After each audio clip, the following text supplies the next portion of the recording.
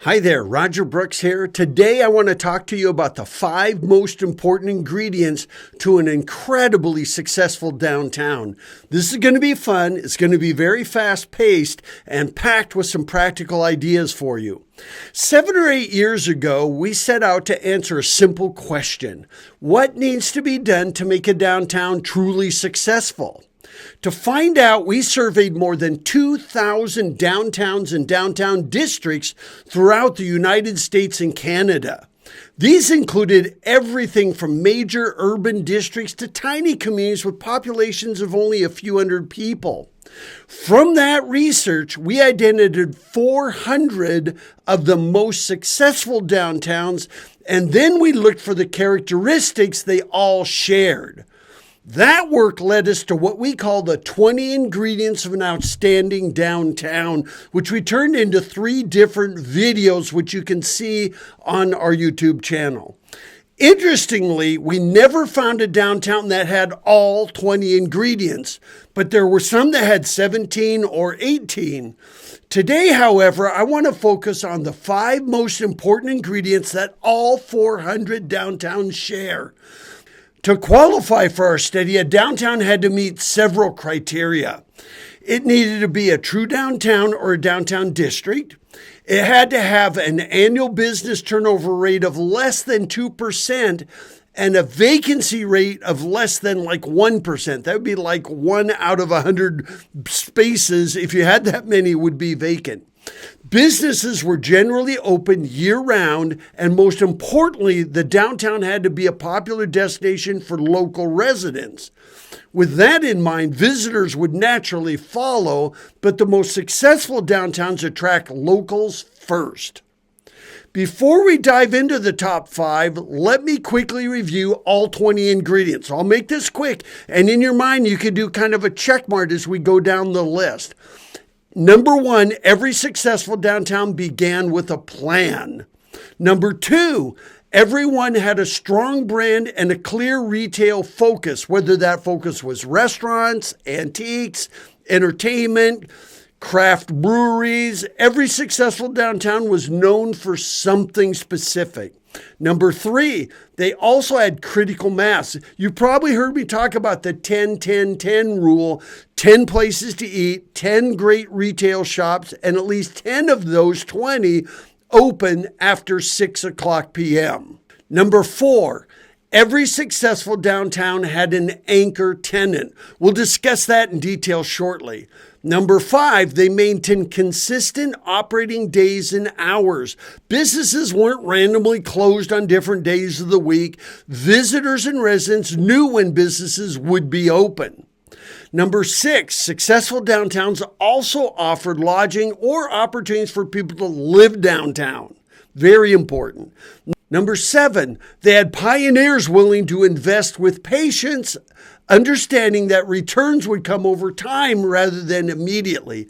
Number 8, almost every great downtown began with just one successful block. That's all it takes to create the momentum you need.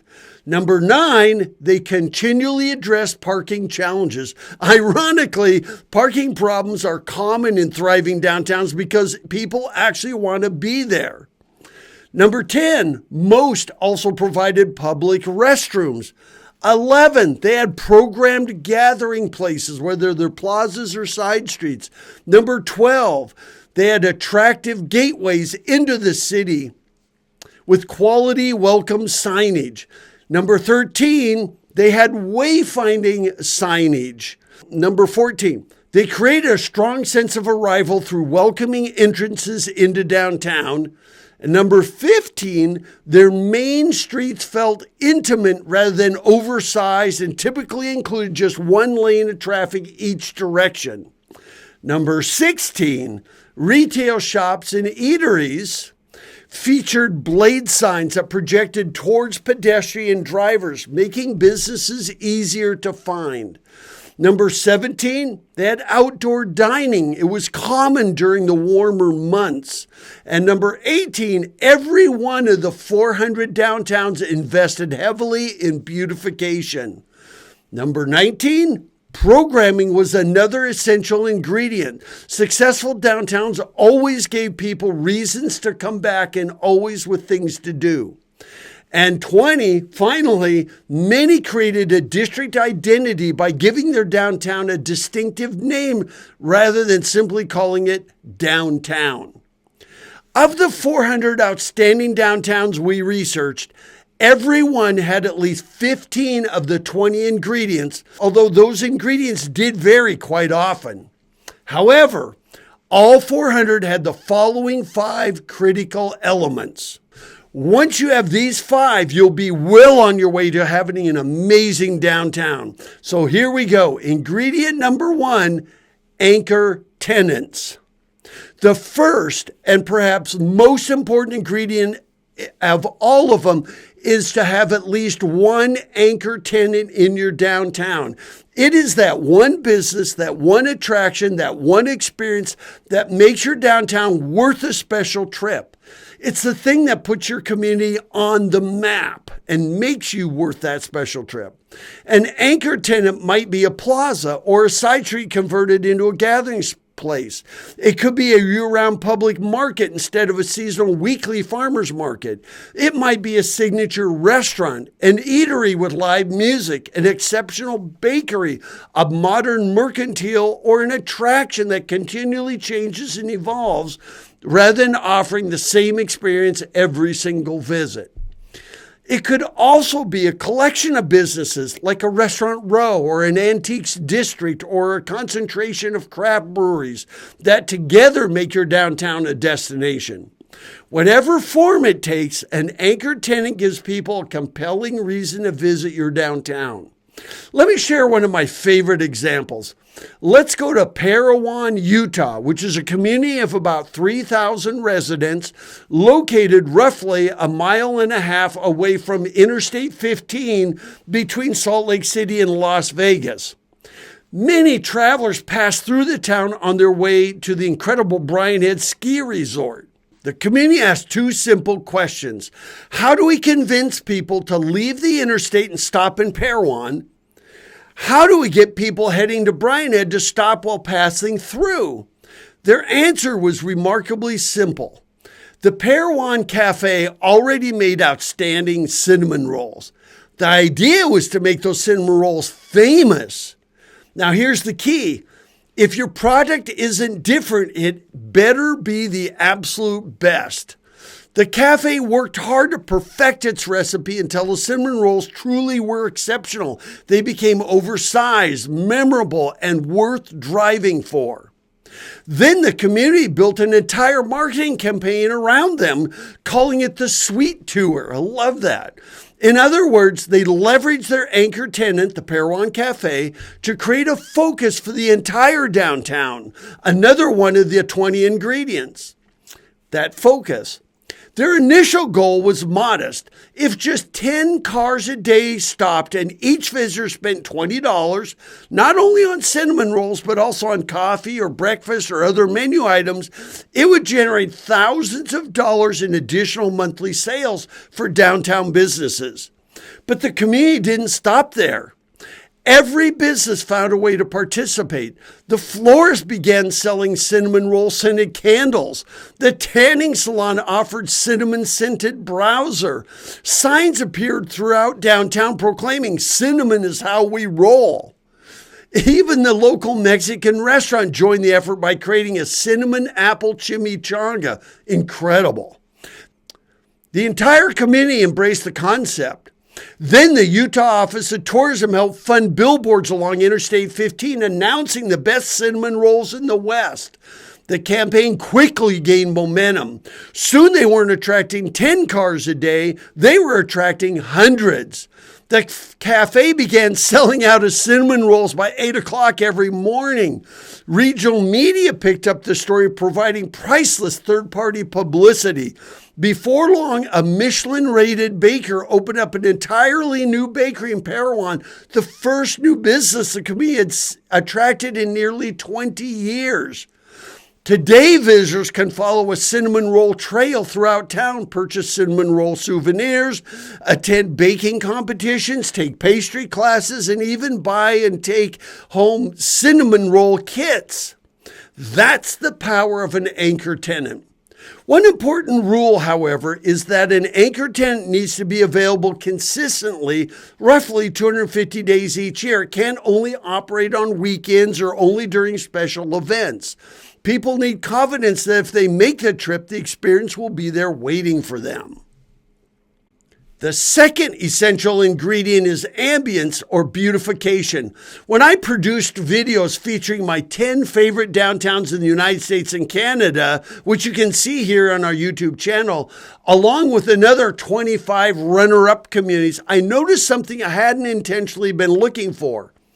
Every single one of them had a beautiful downtown. It wasn't something I consciously set out to study. I simply loved spending time in those communities. But when I reviewed the photographs afterwards, one characteristic stood out above everything else. Every successful downtown and business in their downtowns had invested in making their businesses in downtown attractive. Now, beauty doesn't mean every community has to look like Niagara on the Lake in Ontario or some internationally famous destination. Every town has its own character. What matters is creating a place where people enjoy spending time. There are several ways to accomplish that. One of the easiest is planting street trees every 40 feet or 12 to 14 meters. Street trees provide shade during the summer, brilliant color during the fall, and an opportunity to add decorative lighting during the winter months. They soften the streetscape, slow traffic visually, and create a welcoming atmosphere. Some business owners worry that street trees are going to block their signs. I've heard that concern for years. Yet once the trees mature, those same communities rarely complain. Instead, the trees become one of downtown's greatest assets. Another effective strategy is using planters in flower pots. Fredericksburg, Texas created a buying co-op where merchants pooled their resources to purchase matching pots and planters. They lined the storefronts with colorful flowers, creating a unified appearance throughout downtown. When businesses work together rather than individually, the entire district benefits. Benches are another important investment. Whenever I photograph downtowns, I often notice the same scene. People relaxing on benches while family members, friends, or spouses are browsing nearby shops. Those benches encourage visitors to stay longer, which almost always leads to additional shopping and dining. And one note about benches, they should always be against the facade facing the sidewalk and the street. And don't assume beautification is only for warm climates. Some of the most beautiful displays I've photographed were taken in the middle of the winter. Communities in Ontario decorate their planters with evergreen boughs, cedar boughs, ornamental branches, berries, and seasonal arrangements that remain attractive even when snow covers the ground.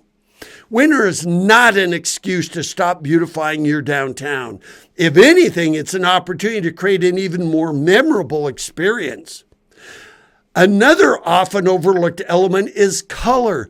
Too many downtowns rely entirely on neutral earth tones, gray, beige, and brown. Boring. While those colors have their place, a downtown filled exclusively with muted tones can feel lifeless, especially during the winter months. Communities that incorporate richer colors into their storefronts create a more inviting atmosphere. People naturally slow down in places that feel vibrant, welcoming, comfortable, and safe. Those emotional responses do matter. People choose to spend time where they enjoy just hanging out. That's why curb appeal is so important. Think about your own travels. How often have you ever driven past a restaurant and said, "That looks like a great place to eat"? That's curb appeal at work. In fact, as much as 70% of first-time sales can directly come from curb appeal. People often decide where to shop, dine, or explore before they ever walk through the front door. The third ingredient is creating an intimate setting. Successful downtowns always feel comfortable. They invite people to slow down. They encourage walking instead of simply driving through. Sometimes that means narrowing your main street and widening your sidewalks. Sometimes it means converting a side street into a plaza. Sometimes it's as simple as turning a few parking spaces into gathering places called parklets. The goal is always the same: make downtown about people, not traffic, not cars. In some communities, the street dimensions are already ideal. One travel lane in each direction with angled parking often creates exactly the right balance. Other communities, however, have streets that are simply too wide. When streets become oversized, drivers naturally speed up. The faster traffic moves, the less likely people are to notice your businesses. One surprisingly inexpensive solution is restriping the street. Instead of parallel parking, convert to angle-in parking. Angled parking typically increases the number of parking spaces by about a third, while also increasing retail sales because it creates a more convenient access to businesses. At the same time, the narrower travel lanes naturally reduce vehicle speeds. Slower traffic is good for downtown. In fact, congestion is often a downtown's very best friend. If drivers are racing through downtown, they're not stopping. They're not shopping.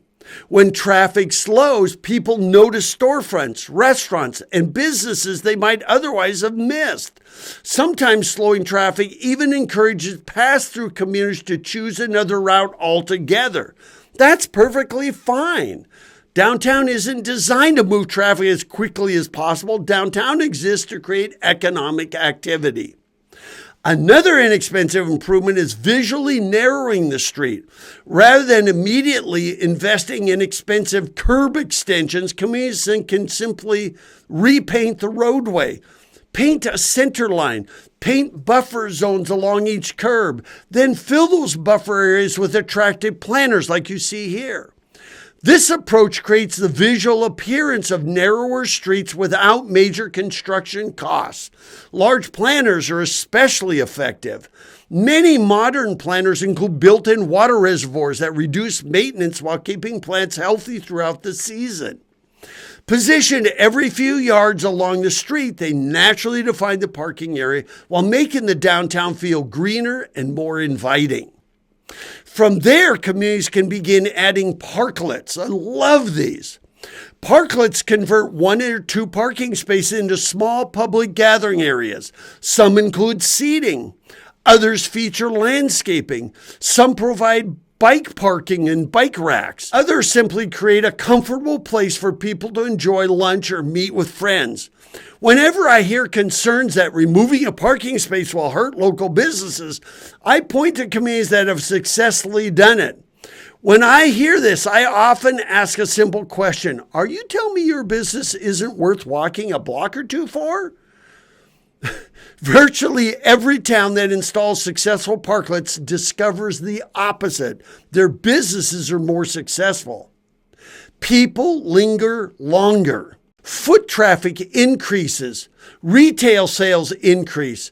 No one wants to remove the parklets afterwards because they become valuable community assets. Once you've narrowed the street, countless new possibilities emerge. You slow traffic. You encourage walking. You create opportunities for gathering spaces. Most importantly, you shift the focus away from automobiles and back to people. That's exactly what successful downtowns do. Once you've narrowed your streets and created a space for people, the possibilities become almost endless. One of my favorite examples comes from Wolfville, Nova Scotia. Restaurants there extend outdoor dining into parallel parking spaces. Rather than forcing people to stay on the sidewalk, pedestrians simply walk around these dining areas. It creates energy, conversation, and activity right in the heart of your downtown. You'll find the same thing in Halifax and other cities and towns around the province. Sydney, Nova Scotia has done something similar. During the summer months, these downtowns create patios that occupy former parking spaces. When winter arrives, everything is stored away until spring. These temporary installations prove that downtown doesn't need to be expensive and doesn't need permanent construction to become vibrant. What matters is creating places where people naturally want to gather and hang out. Every improvement should reinforce one simple philosophy. Downtown is for people, not for moving traffic as quickly as possible. When people feel comfortable lingering in downtown, they spend more time exploring local businesses, dining, shopping, and simply the hanging out experience. That is exactly what creates economic vitality. Ingredient number 4, programming. Once you've created beautiful, intimate spaces, there's one more critical step. You have to activate them. This is where most communities fall short. They invest in wider sidewalks, attractive plazas, parklets, landscaping, public gathering spaces, but then they leave those spaces empty. Programming is what transforms infrastructure into experiences. One simple parklet can become a community living room. I've seen communities build attractive gathering places using nothing more than wooden pallets, synthetic turf, inexpensive seating, and a little creativity. These spaces don't require large budgets. They simply require imagination. A parklet might become a place where people eat lunch, enjoy a cup of coffee, connect to free public Wi-Fi, engage in an activity such as chess or mini golf, or simply relax for a few minutes while shopping downtown.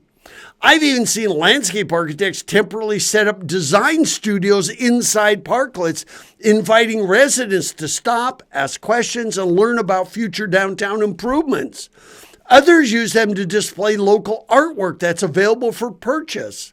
Programming doesn't have to involve large festivals or expensive special events. In fact, the most successful programming often consists of simple activities that encourage people to linger. Think about oversized chess sets, giant Jenga, cornhole tosses, portable seating, public art, musicians, artisans in action, small how-to demonstrations, interactive displays. These experiences don't cost much, but they give people a reason to stop instead of simply walking through. One of the biggest mistakes communities make is installing something once and leaving it unchanged for year after year.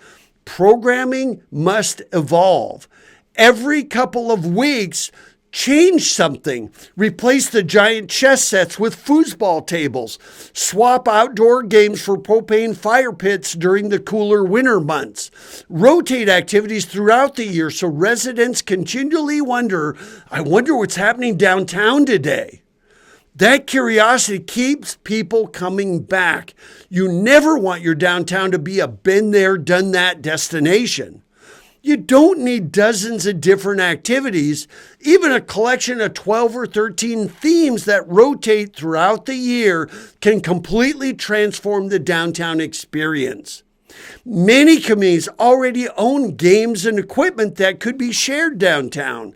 Schools might loan oversized playground equipment. Service clubs may sponsor games or activities. Local businesses can underwrite installations in exchange for recognition. The goal is to make downtown feel alive.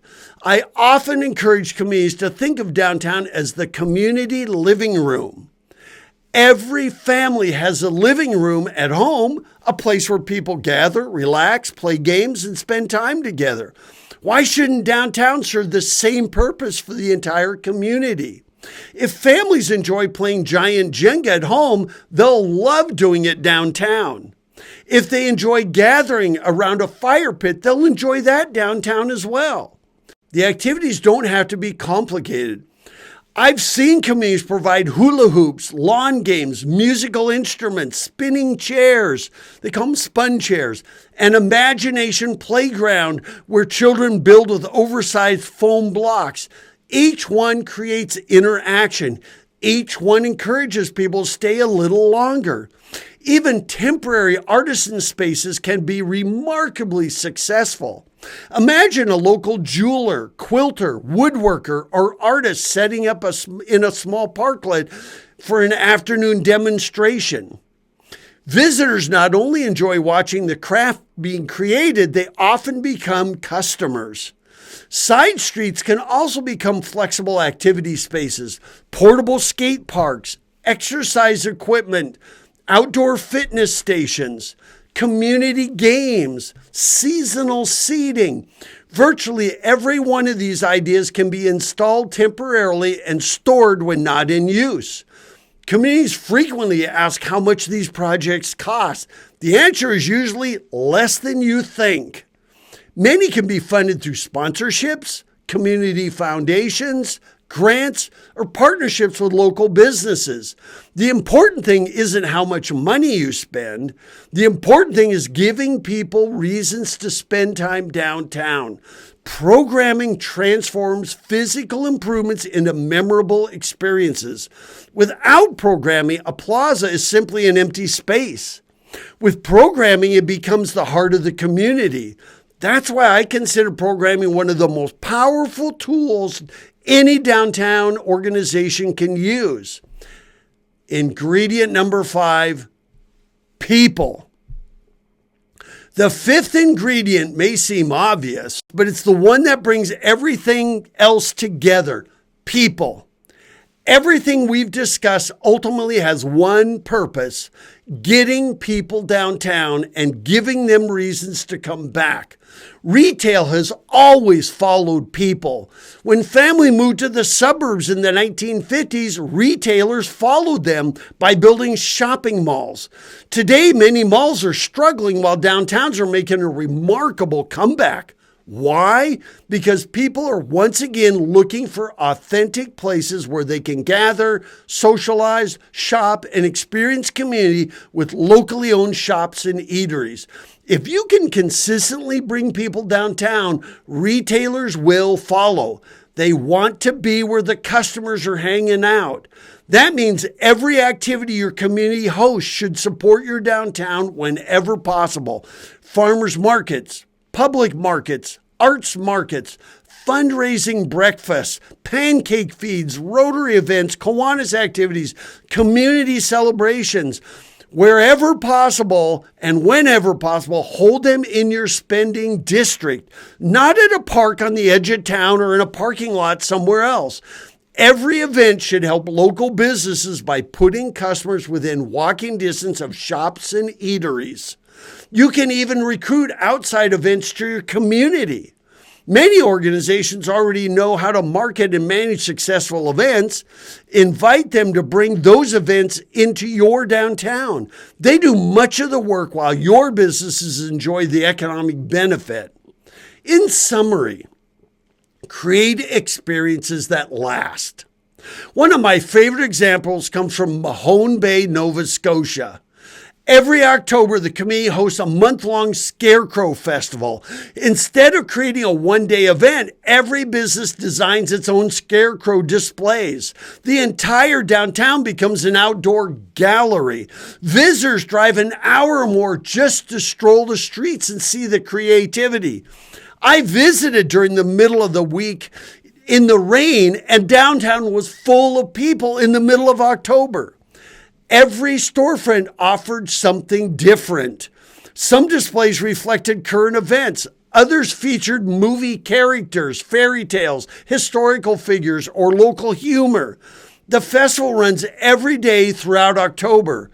That is the key. Rather than creating excitement for a single weekend, they created a destination that lasts an entire month. Imagine what that means for restaurants, coffee shops, boutiques, and every other downtown business. You also need to extend the season. The same principle applies during the holidays. Communities like Gatlinburg, Tennessee attract visitors from hours away simply by creating extraordinary Christmas light displays. People don't just drive through. They spend the night. They eat dinner. They shop. They create family traditions. The lights become an economic development strategy. Steubenville, Ohio has accomplished something similar with its Nutcracker Village, which is awesome. Each year they add more life-size nutcrackers, encouraging families to return again and again. The attraction continued for weeks rather than a single weekend. Long-running experiences generate far greater economic impact than one-day festivals. A great example is Caldwell, Idaho. Years ago, residents often traveled to nearby Boise for their holiday activities. Today, the opposite is happening. During Caldwell's Winter Wonderland, the Parks Department and Streets Department installed more than 1 million Christmas lights downtown. The display begins around Thanksgiving and continues through the end of the year. Families come from throughout the region. They ride horse-drawn carriages. They walk through the lights. They eat in local restaurants. They shop downtown. Boise residents now travel to Caldwell instead of the other way around. That's what happens when you create an experience people can't find anywhere else. So bringing it all together, let's review the 5 essential ingredients. Number 1, an anchor tenant. Be home to at least one remarkable experience or business that makes your downtown worth a special trip. It might be that signature restaurant, a bakery, a year-round public market, a collection of breweries, something completely unique to your community. Identify and promote it like crazy, that one thing that puts you on the map. Number 2, ambience. Make your downtown beautiful. Invest in street trees, flowers, planters, benches, lighting, colorful storefronts, and year-round curb appeal. People are naturally drawn to places that feel welcoming and attractive. Number 3, an intimate setting. Slow traffic. Narrow streets where appropriate. Widen your sidewalks. Create plazas, parklets, and outdoor gathering spaces. Design downtown for people, not automobiles. Number 4, programming. Give people reasons to keep coming back to downtown. Rotate activities throughout the year, every couple of weeks. Keep downtown changing. Create surprises. Turn your downtown into the community's living room. Number 5, people. Everything else leads to this. Bring people downtown consistently. The general rule, 250 days a year. The more often people gather, the stronger your businesses will become. Retail follows people. It always has. It always will. Some final thoughts. Downtowns are back. In many ways, they're more important today than they've been in decades. People are searching for authentic places where they can connect with one another. Communities that understand these 5 ingredients and commit to applying them consistently will create downtowns that aren't just economically successful, they'll create downtowns that become the heart and soul of their communities. So thank you so much, and here's to your outstanding downtown.